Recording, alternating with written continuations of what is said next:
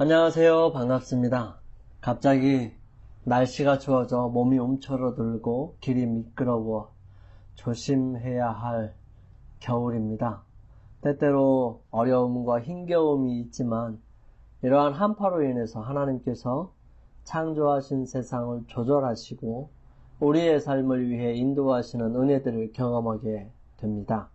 이 추운 날에도 하나님의 은혜와 사랑으로 따뜻하고 포근함을 느끼고 전해주는 귀한 삶이기를 바라면서 2022년도 4기 14과 모든 것이 새롭게 됨 마지막 교과를 함께 살펴보기를 원합니다. 함께하고 있는 저는 포트리 교회를 섬기는 김현수입니다. 우리 하나님께서 우리의 마음과 생각을 주장하셔서 바로 이해하고 깨달아 은혜를 힘입게 해주시기를 간구드리는 시간을 갖겠습니다. 기도드립니다. 사랑의 아버지 하나님, 이 시간 저희들 주님의 말씀과 은혜를 구하며 주님 앞에 있습니다. 주님께서 은혜를 베풀어 주셔서 주님의 말씀을 분명하게 이해할 수 있도록 도와주시며 주신 말씀을 온전히 믿고 순종하게 하여 주옵소서. 이 시간에도 주님께 드리는 기도의 탄원의 제목이 있는 자녀들을 주님께서 사랑으로 함께 하셔서 가장 좋은 은혜를 주님께로부터 입게 하여 주시고 또한 주님의 인도하심과 은혜들을 함께 경험할 수 있도록 도와주시옵소서. 주님의 크신 사랑으로 가득 채워주시기를 우리를 사랑하시는 예수님의 이름으로 간절히 기도드립니다. 아멘. 기억절입니다. 보좌에 앉으신 이가 이르시되 보라 내가 만물을 새롭게 하노라 하시고 또 이르시되 이 말은 신실하고 참되니 기록하라 하시고 요한계시록 21장 5절 말씀입니다. 모든 것이 새롭게 됨이라는 주제를 시작하면서 다음과 같이 우리에게 주의를 집중시킵니다. 성경은 우리에게 다음과 같은 소망을 줍니다. 우리는 그의 약속대로 의가 있는 곳인 새하늘과 새 땅을 바라보도다. 베드로후서 3장 13절 말씀이에요. 그러나 어떤 사람들은 새하늘과 새 땅의 약속을 마치 내세의 희망을 이용해 대중을 지배하려 했던 권력자들이 지어낸 환상 속의 이야기처럼 여깁니다. 비록 지금은 힘들어도 언젠가는 천국 또는 그와 비슷한 곳에서 합당한 상을 받게 될 거야 라는 식의 이해 말입니다. 실제로 어떤 사람들은 성경에 제시된 미래의 희망을 그런 식으로 잘못 사용했습니다. 하지만 그런 일들이 있었다고 할지라도 새 하늘과 새 땅에 대해 우리가 가지고 있는 약속의 진실은 달라지지 않습니다. 마지막 때에 어떤 이들은 우리가 가진 복된 소망을 조롱할 것입니다. 그러나 그런 비웃음은 성경이 말하고 있는 것이 사실이라는 증거일 뿐이지요. 성경이 그들의 조롱까지 예언하고 있기 때문입니다. 이번 주 우리는 새하늘과 새 땅에 대한 영광스러운 약속을 살펴볼 것입니다. 그곳에는 하늘 성전이 있겠고 하나님께서 우리와 친히 함께 하실 것이며 죽음과 눈물이 없을 것입니다. 그리고 마침내 하나님의 사랑이 궁극적인 승리를 거둘 것입니다. 첫째 날 12월 25일 일요일 새하늘과 새 땅 함께 살펴보겠습니다. 오늘은 크리스마스라고 많은 사람들이 이야기하는 성탄절입니다. 이날 예수님께서 태어나신 것이 아니라는 사실을 우리는 알고 크리스마스의 여러 가지 모습들이 이방 종교와 함께 혼합해서 새로운 문화를 만들어 우리들에게 다가왔음을 보게 됩니다. 하지만 이교 풍습을 그대로 생각나고 답습하게 되는 크리스마스, 메리 크리스마스라고 하는 그러한 말은 우리에게 생소하고 어색하기 그지없습니다. 하나님께서 이 땅에 오신 놀라운 사건은 우리의 마음속에 깊이 간직되어야 하는 것은 사실입니다. 하지만 그것이 이교 풍습이 들어와 우리의 삶을 어지럽히고 혼란스럽게 한다면 그것은 좋지 못하고 우리에게 위험 속에 들어가게 한다는 것입니다. 하나님께서 우리의 삶을 이끄시고 붙드시며 인도하실 때 우리는 성경 말씀에 기록된 그 모든 것을 기준으로 우리의 삶을 새롭게 재정비할 필요성이 있습니다. 새하늘과 새 땅을 바라보면서 우리는 많은 것들을 생각할 수 있는데요. 교과는 그리스 철학을 믿는 사람들에게 육체는 부정적인 것으로 여겨졌다는 사실을 상기시킵니다. 그렇기 때문에 그들은 진짜 사람이 존재하는 진짜 천국이 있다는 사실을 상상조차 할 수도 없었습니다. 이렇게 생각하던 사람들에게 어떤 곳이 정말로 천국이 되고 정말로 좋은 것이 되기 위해서는 그곳이 지금 우리가 사는 물리적인 세계와는 전혀 다른 순수한 영적인 상태의 공간이어야 했던 것입니다. 그들은 물질로 구성되어 있는 것은 절대 영적일 수 없고 영적인 것은 절대 물질적일 수 없다고 주장했죠. 이것을 완전히 분리시켜서 서로 반대되는 것처럼 이해하게 만들었던 것입니다. 이와는 반대로 성경은 매우 구체적인 언어로 죄의 흔적이 존재하지 않는 천국에 대해 묘사하고 있습니다. 이사야 65장 17절에서 25절 말씀, 이사야 66장 22절 23절 말씀, 베드로후서 3장 13절 말씀, 그리고 요한계시록 21장 1절에서 5절에 있는 말씀을 통해서 우리는 이 성경이 말씀하고 있는 궁극적인 메시지를 이해할 수 있게 될 것입니다. 차례차례 우리 함께 살펴보겠습니다. 먼저 이사야 65장 17절에서 25절은 이렇게 기록합니다. 보라, 내가 새 하늘과 새 땅을 창조하나니 이전 것은 기억되거나 마음에 생각나지 아니할 것이라. 너희는 내가 창조하는 것으로 말미암아 영원히 기뻐하며 즐거워할지니라. 보라, 내가 예루살렘을 즐거운 성으로 창조하며 그 백성을 기쁨으로 삼고 내가 예루살렘을 즐거워하며 나의 백성을 기뻐하리니 우는 소리와 부르짖는 소리가 그 가운데서 다시는 들리지 아니할 것이며 거기는 날 수가 많지 못하여 죽는 어린아이와 소환이 차지 못한 노인이 다시는 없을 것이라.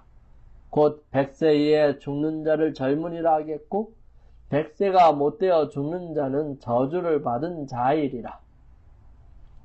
그들이 가옥을 건축하고 그 안에 살겠고 포도나무를 심고 열매를 먹을 것이며 건축한 데에 타인이 살지 아니할 것이며 그들이 심은 것을 타인이 먹지 아니하리니 이는 내 백성의 수환이 나무의 수환과 같겠고 내가 택한 자가 그 손으로 일한 것을 길이 누릴 것이며 그들의 수고가 헛되지 않겠고 그들이 생산한 것이 재난을 당하지 아니하리니 그들은 여호와의 복된 자의 자손이요 그들의 후손이요 그들과 같을 것입니다. 그들이 부르기 전에 내가 응답하겠고 그들이 말을 마치기 전에 내가 들을 것이며 이리와 어린 양이 함께 먹을 것이며 사자가 소처럼 즙을 먹을 것이며 뱀은 흙을 양식으로 삼을 것이니 나의 성산에서는 해함도 없겠고 상함도 없으리라. 여호와께서 말씀하시니라 하십니다. 이사야 66장 22절에서 23절 말씀은 내가 지을 새 하늘과 새 땅이 내 앞에 항상 있는 것 같이 너희 자손과 너희 이름이 항상 있으리라. 여호와의 말이니라. 여호와가 말하노라. 매월 초하루와 매 안식일에 모든 혈육이 내 앞에 나와 예배하리라. 우리는 그의 약속대로 의에 거하는 바 새하늘과 새 땅을 바라보도다. 베드로후서 3장 13절 말씀이에요. 마지막으로 요한계시록 21장 1절에서 5절 말씀입니다. 또 내가 새하늘과 새 땅을 보니 처음 하늘과 처음 땅이 없어졌고 바다도 다시 있지 않더라. 또 내가 보매 거룩한 성 새 예루살렘이 하나님께로부터 하늘에서 내려오니 그 예비한 것이 신부가 남편을 위하여 단장한 것 같더라.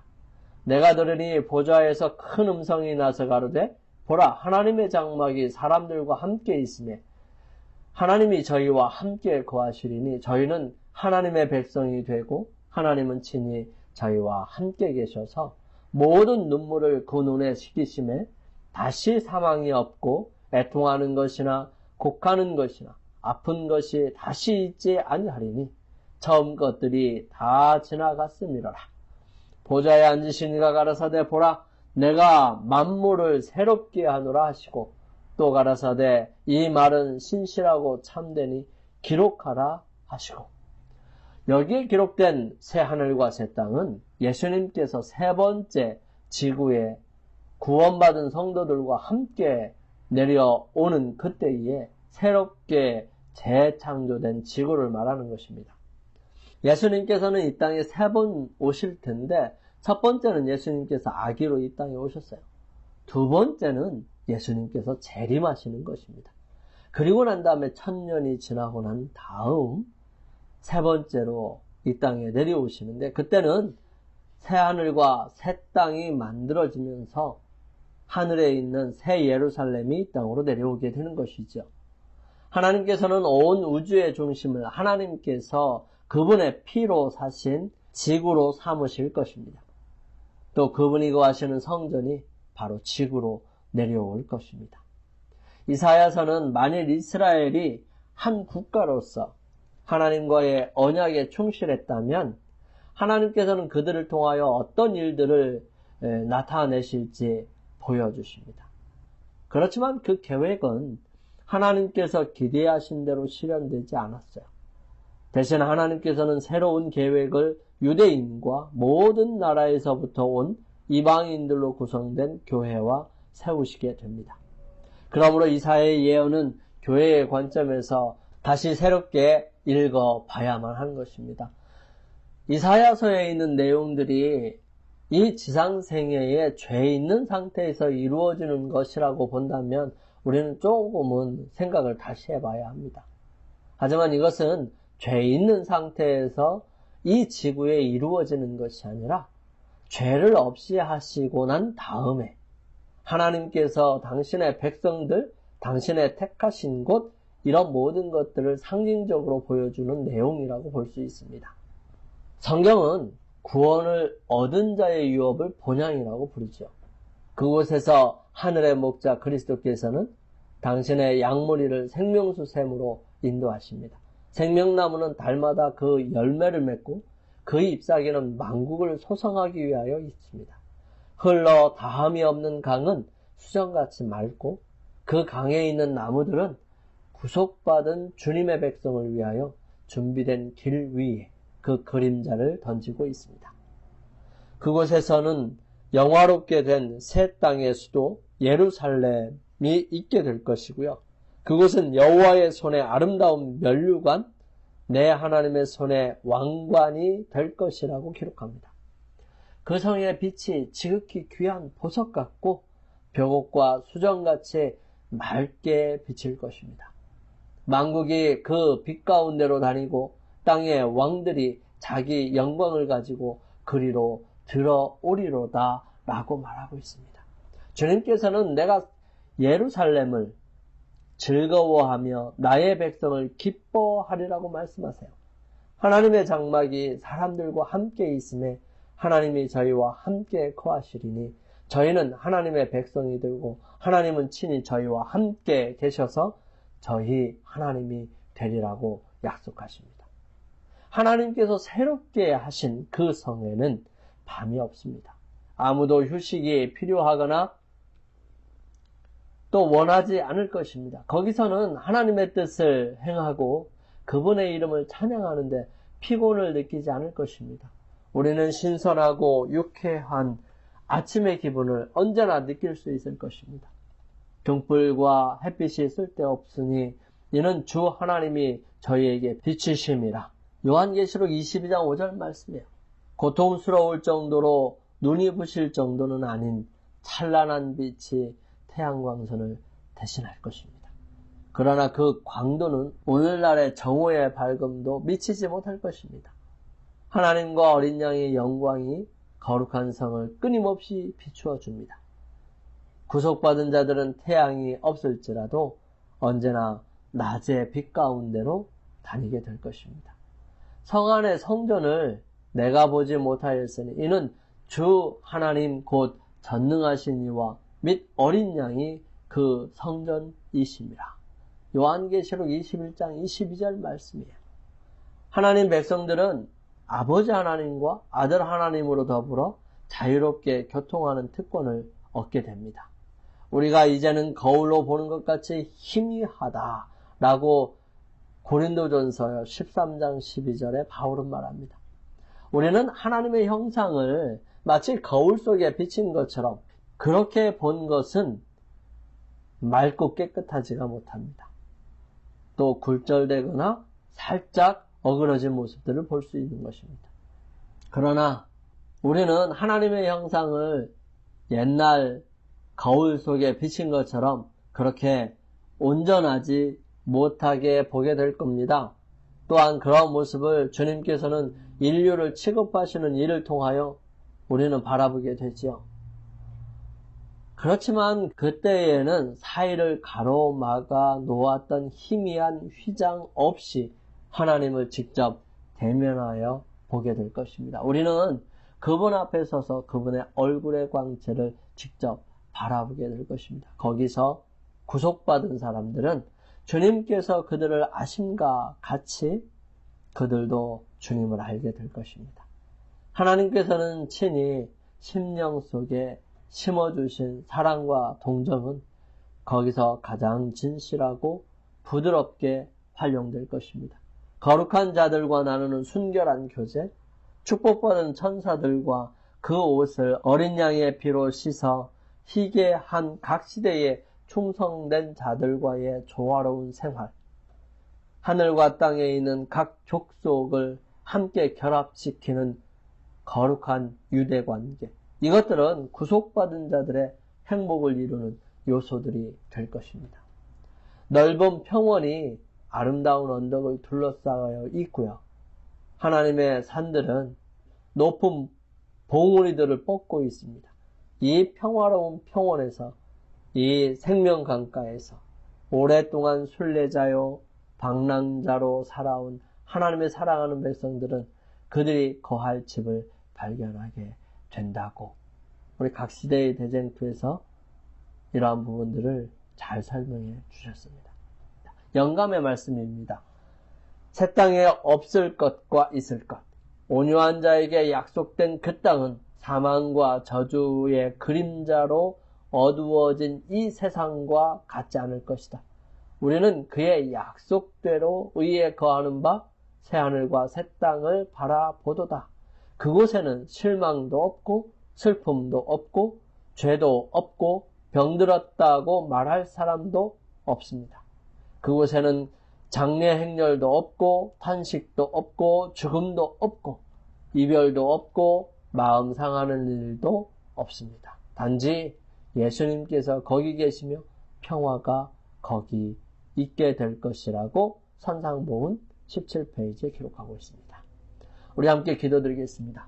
사랑의 주님, 성경에 분명히 기록되어 있으며 모든 믿는 자들에게 약속된 하늘나라에 꼭 들어가서 살기를 원합니다. 새하늘과 새 땅에서 사랑하는 주님과 영원히 함께 살게 될 그날을 간절히 사모하며 오늘도 흔들림 없이 믿음의 길을 걷게 해 주시옵소서. 우리를 사랑하시는 예수님의 이름으로 간절히 기도드립니다. 아멘.